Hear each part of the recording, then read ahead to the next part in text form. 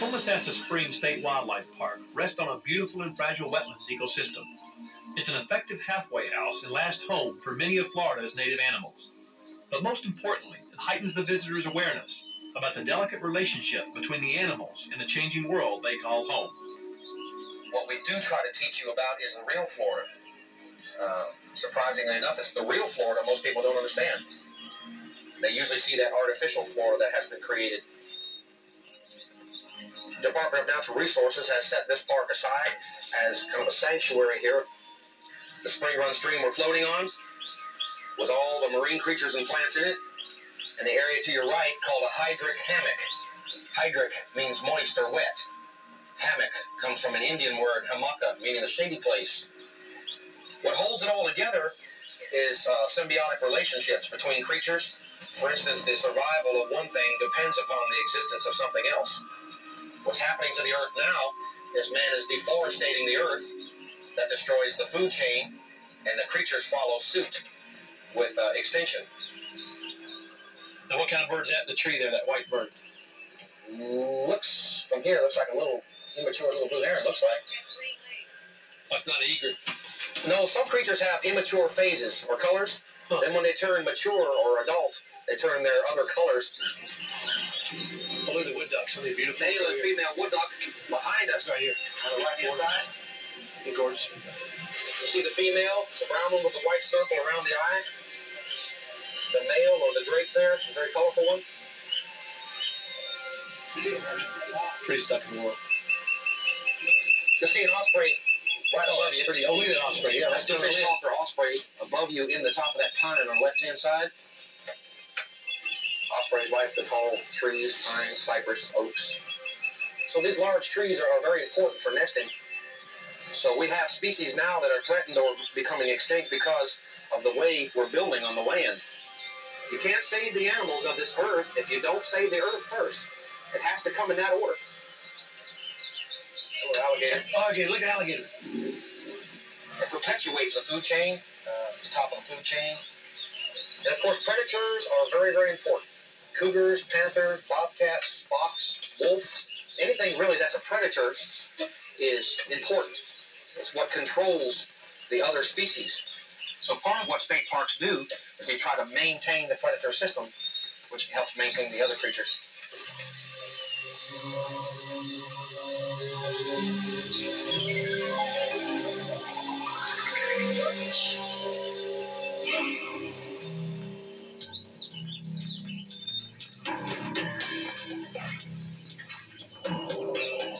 Alligators have existed on this planet longer than most people are aware of, and have for the most part been sorely misunderstood.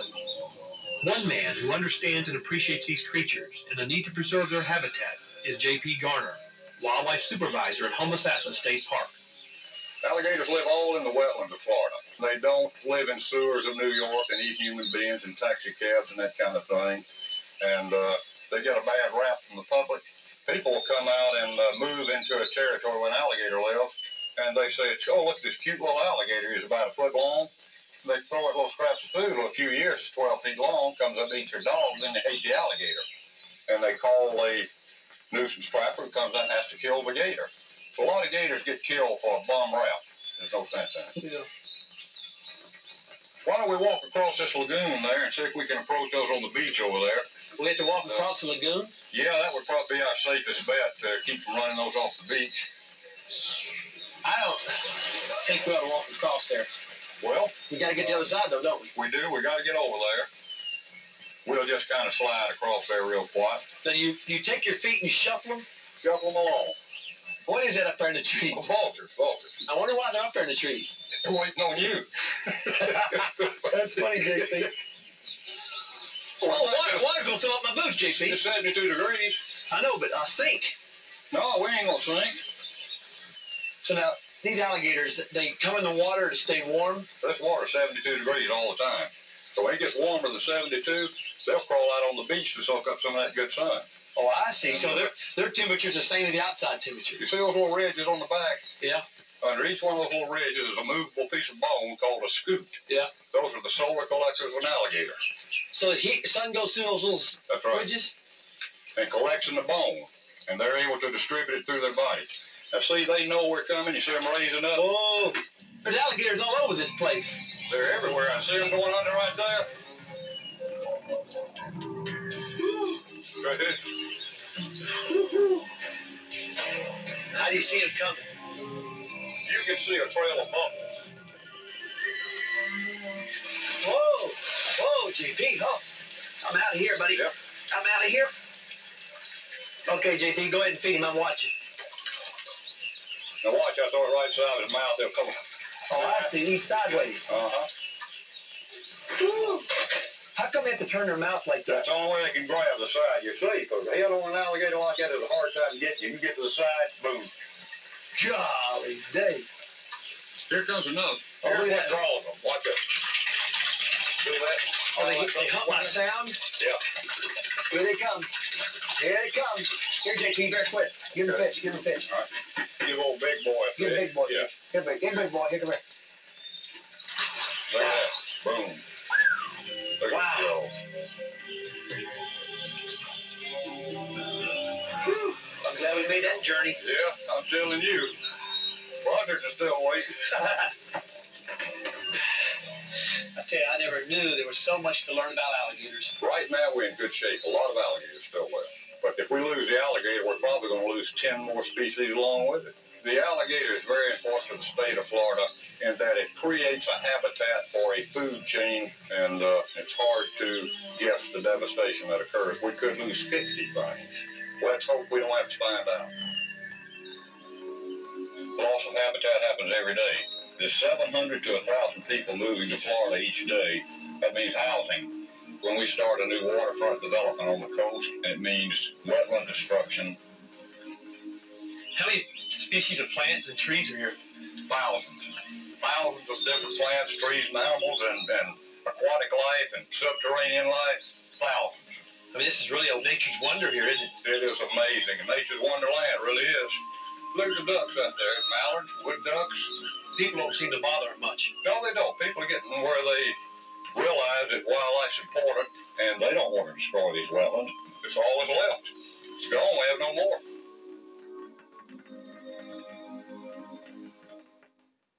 There's a funny thing about zoos. You're almost guaranteed to see lions and tigers and elephants. But how often can we see our own Native American wildlife? And that's what I like about the Florida Wildlife Center here at Lowry Park. You can tour the entire state right here in Tampa and see all the native animals right in their own natural habitats. Lex Salisbury, general curator of the zoo, supervised much of the exhibit's design. Yeah, we had an 8-acre site, and what we wanted to do is represent animals from North, Central, and South Florida and put them in the context of the ecology that they were found in. And so we wanted to represent white-tailed deer. We also have Florida sandhill crane in there. Then we have black bear and gray fox.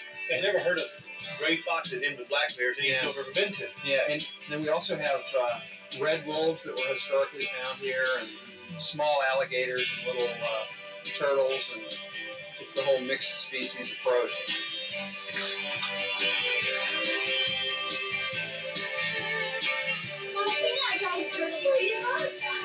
As you travel south in your tour of Florida, you see a variety of marine and freshwater habitats.